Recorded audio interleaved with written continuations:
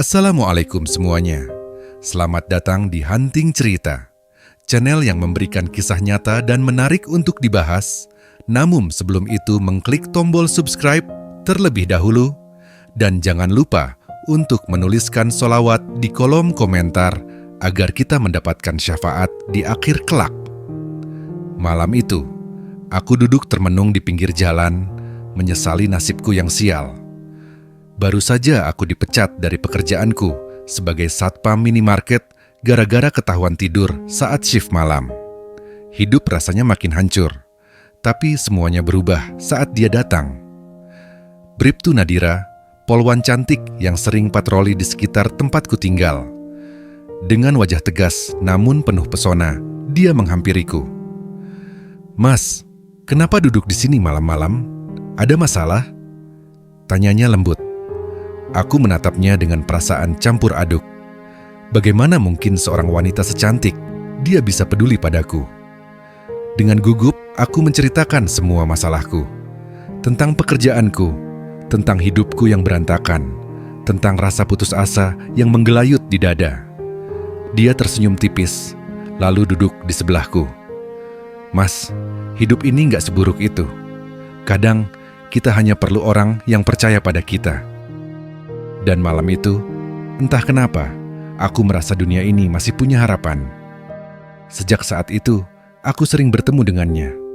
Kadang, dia mampir ke warung kopi tempatku nongkrong, sekadar berbincang. Kadang, dia menegurku di jalan dengan senyum manisnya. Aku tahu, aku bukan siapa-siapa. Tapi demi dia, aku berusaha berubah. Aku mulai mencari pekerjaan baru, mulai memperbaiki hidupku. Hingga suatu hari, saat hujan turun deras, aku melihatnya dalam keadaan terluka, bersandar di tembok gang sempit. Seragamnya basah, ada noda darah di lengannya. Tanpa pikir panjang, aku membawanya ke rumah kontrakanku yang sempit. "Mas, jangan bilang siapa-siapa dulu," ucapnya lemah. Malam itu aku merawatnya. Aku tidak tahu apa yang terjadi, tapi sepertinya dia baru saja menghadapi penjahat berbahaya. Aku hanya ingin dia selamat. Dan di malam itu juga, saat dia menatapku dengan mata penuh haru, aku sadar. Aku rela melakukan apapun demi dirinya. Aku masih bisa merasakan dinginnya malam saat itu. Bribtu Nadira duduk di kasur tipisku. Wajahnya sedikit pucat, tapi sorot matanya tetap kuat. Aku menggenggam kain bersih yang kupakai untuk membersihkan lukanya. Sementara pikiranku dipenuhi pertanyaan. "Kenapa kamu bisa terluka seperti ini?" tanyaku, berusaha menahan emosiku. Dia menarik napas dalam sebelum menjawab. "Aku sedang menyelidiki bandar narkoba di daerah ini. Mereka tahu aku mengawasi mereka dan mencoba menyerangku. Aku berhasil lolos, tapi..." Nadira menatap tangannya yang terluka. "Aku nggak bisa pulang ke kantor polisi sekarang. Mereka mungkin sedang mencariku." Jantungku berdegup kencang. Aku tahu ini berbahaya, tapi melihat Nadira dalam kondisi seperti ini, aku nggak bisa membiarkannya sendirian. "Kamu bisa tinggal di sini sementara. Aku nggak akan biarin mereka nyakitin kamu lagi," ucapku mantap. Dia menatapku, seolah menimbang ucapanku. Lalu, untuk pertama kalinya sejak aku mengenalnya, Nadira tersenyum, senyum kecil, tapi cukup untuk membuat hatiku meleleh. 2 hari berlalu. Aku tetap merahasiakan keberadaan Nadira di kontrakanku. Aku bahkan berani keluar sebentar hanya untuk membelikan makanan dan obat-obatan untuknya. Semakin lama bersamanya, aku semakin sadar. Aku nggak cuma kagum, tapi aku benar-benar mencintainya. Di satu malam, saat hujan masih sering turun, aku melihatnya duduk di dekat jendela, menatap jalanan dengan pandangan kosong. "Kamu kangen rumah?" tanyaku pelan. Dia mengangguk, tapi lalu menoleh padaku. Tapi aku juga merasa aman di sini. Hening sejenak. Aku merasa dadaku sesak, ingin mengucapkan sesuatu, tapi takut. Tapi Nadira lebih dulu berbicara.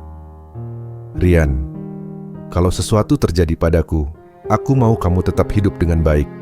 Jangan sia-siakan hidupmu." Aku menggeleng cepat. "Jangan ngomong gitu. Aku gak akan biarin sesuatu terjadi sama kamu." Dia tersenyum tipis, lalu mendekat. Tangannya yang lembut menyentuh wajahku, membuat tubuhku kaku seketika. "Kamu baik, Rian," bisiknya. Dan malam itu, batas di antara kami runtuh. Keesokan harinya, aku terbangun dengan cahaya matahari yang menyelinap dari jendela kecil kontrakan. Tapi, ketika aku menoleh ke samping, jantungku mencelos. Nadira tidak ada di tempat tidur. Aku bangkit panik, berlari keluar. Dan di sanalah dia, berdiri di depan pintu dengan seragamnya yang sudah rapi kembali, wajahnya lebih segar. "Aku harus pergi, Rian. Aku nggak bisa sembunyi terus," katanya. Aku mengepalkan tangan, tapi aku takut sesuatu terjadi sama kamu. Dia tersenyum, lalu mengambil sesuatu dari sakunya, lencana kecil berbentuk hati yang tampaknya sudah lama ia simpan. "Jangan takut, aku janji kita akan bertemu lagi." Dan sebelum aku sempat berkata apa-apa, dia melangkah pergi. Bulan-bulan berlalu. Aku tidak pernah bertemu Nadira lagi sejak malam itu. Aku mencoba mencarinya, tapi semua informasi tentangnya seakan menghilang. Sampai suatu sore, saat aku pulang dari kerja, seorang kurir datang membawa sebuah surat untukku. Aku membuka amplopnya dengan tangan gemetar. "Rian, aku baik-baik saja. Misi ini berbahaya, tapi aku berhasil. Aku ingin kamu tetap hidup dengan baik. Mungkin suatu hari nanti, kita akan bertemu lagi. Jangan lupakan aku, karena aku tidak akan pernah melupakanmu." Dan di bawahnya, hanya ada satu kalimat terakhir yang membuat mataku panas. "Aku menyimpan bagian dari dirimu bersamaku." Aku menatap surat itu dengan napas tertahan. Hatiku berdegup kencang. Apakah ini berarti? Aku tidak tahu kapan aku akan bertemu dengannya lagi. Tapi satu hal yang pasti, aku akan menunggu. Hari-hari berlalu sejak aku menerima surat dari Nadira. Aku tidak tahu di mana dia, apa yang sedang dia lakukan, atau apakah dia benar-benar selamat. Yang aku tahu, aku harus tetap menjalani hidupku seperti yang dia minta. Aku kembali bekerja, berusaha menjalani kehidupan normal. Tapi jauh di dalam hati, aku masih menunggu. Menunggu hari di mana aku bisa melihatnya lagi. 5 bulan kemudian, hidupku berjalan seperti biasa sampai suatu sore saat hujan turun deras. Aku baru saja pulang dari bengkel ketika aku melihat sebuah mobil hitam berhenti di depan kontrakanku. Pintu mobil terbuka dan seorang wanita keluar. "Nadira." Aku terdiam. Napasku tercekat melihatnya berdiri di sana, mengenakan pakaian santai, jauh dari kesan seorang polwan yang gagah. Wajahnya tampak lebih lembut, tapi ada sesuatu yang berbeda darinya. Bukan hanya caranya menatapku, bukan hanya ekspresi yang penuh emosi di wajahnya, tapi sesuatu yang lebih jelas. Perutnya yang sedikit membesar. Aku membeku. Semua pikiran di kepalaku buyar seketika. Aku menatapnya, lalu menatap perutnya, lalu kembali ke wajahnya. "Nah, Nadira." Suaraku hampir tidak keluar. Dia tersenyum kecil, matanya mulai berkaca-kaca. "Rian, aku kembali." Aku masih berdiri di tempat, tubuhku kaku, otakku berusaha mencerna semuanya. Tapi sebelum aku bisa mengatakan apapun, dia melangkah mendekat, meraih tanganku, dan meletakkannya di perutnya. "Aku membawa bagian dari dirimu bersamaku." Dan saat itulah aku tahu, aku tidak bermimpi. Ini nyata. Aku akan menjadi seorang ayah. Tanganku masih menempel di perut Nadira. Aku bisa merasakan kehangatannya, detak jantungku makin cepat. Aku menelan ludah, berusaha memastikan ini bukan mimpi. "Jadi, beneran anak aku?" tanyaku dengan suara bergetar. Nadira mengangguk pelan, matanya masih menatapku penuh arti.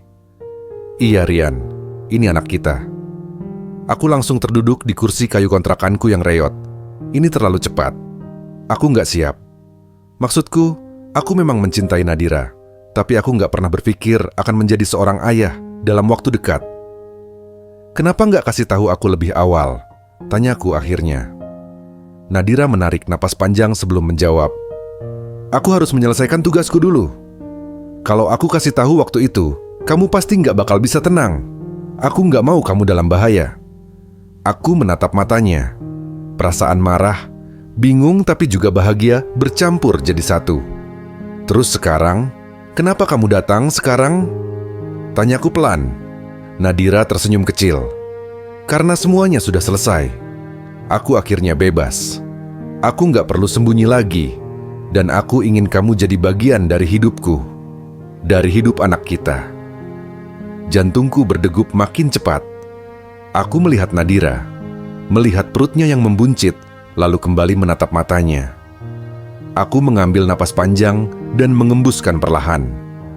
Aku nggak tahu bakal jadi ayah yang baik atau enggak, Nadira. Tapi satu hal yang pasti, aku meraih tangannya, menggenggamnya erat. Aku nggak bakal ninggalin kalian. Mata Nadira berkaca-kaca. Lalu tanpa banyak bicara lagi, dia langsung memelukku. Aku merasakan tubuhnya yang hangat, detak jantungnya yang cepat. Aku nggak tahu bagaimana nanti aku bakal menghadapi semuanya. Aku bukan orang kaya. Aku bukan pria sempurna. Dan aku nggak tahu apa aku bisa menjadi ayah yang baik.